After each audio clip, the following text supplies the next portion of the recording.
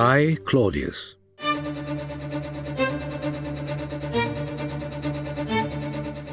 By Robert Graves. Read by Derek Jacobi.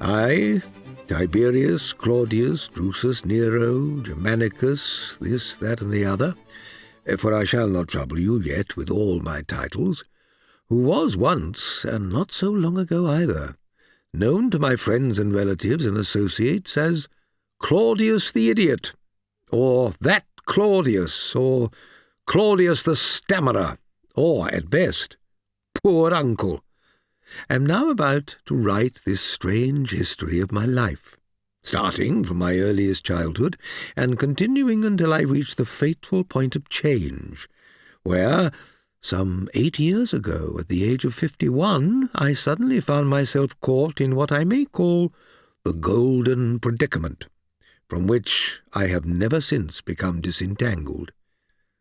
This is not by any means my first book. In fact, literature, and especially the writing of history, which as a young man I studied here at Rome under the best contemporary masters, was, until the change came, my sole profession and interest for more than 35 years. I may add that this is not the first history of my own life that I have written. I once wrote another, as a contribution to the city archives. It was a dull affair by which I set little store, and only written in response to public request. I was in no position to criticize the Emperor Augustus, who was my maternal grand-uncle, or his third and last wife, Livia Augusta, who was my grandmother, because they had both been officially deified, and I was connected in a priestly capacity with their cults. And though I could have pretty sharply criticized Augustus's two unworthy imperial successors, I have refrained, from decency's sake. It would have been unjust to exculpate Livia and Augustus himself insofar as he deferred to that remarkable and, let me say at once, abominable woman, while telling the truth about the other two, whose memories were not similarly protected by religious awe. This is a confidential history, but who, it may be asked, are my confidants? My answer is, it is addressed to posterity.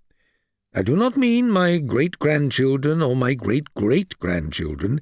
I mean an extremely remote posterity, 100 generations ahead. And why do I specify so extremely remote a posterity as that? I shall explain. I went to Cumae in Campania a little less than 18 years ago and visited the Sibyl in her cliff cabin on Mount Gaurus. There is always a Sibyl at Cumae, but they are not all equally famous. Some are never granted a prophecy from Apollo. It was cold December weather. The cavern was a terrifying place, the approach steep, pitch dark, and full of bats.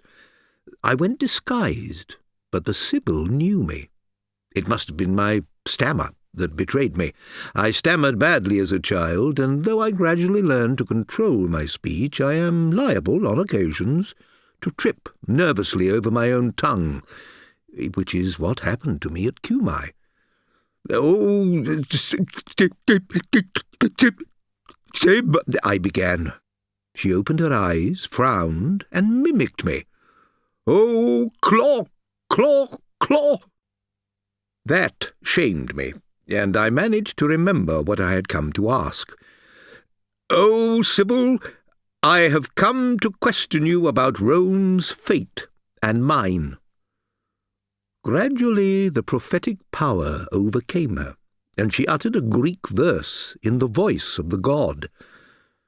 10 years, 50 days, and 3, claw, claw, claw, shall given be a gift that all desire but he. To a fawning fellowship he shall stammer, cluck, and trip, dribbling always with his lip. But when he's dumb and no more here, 1900 years or near, Claudius.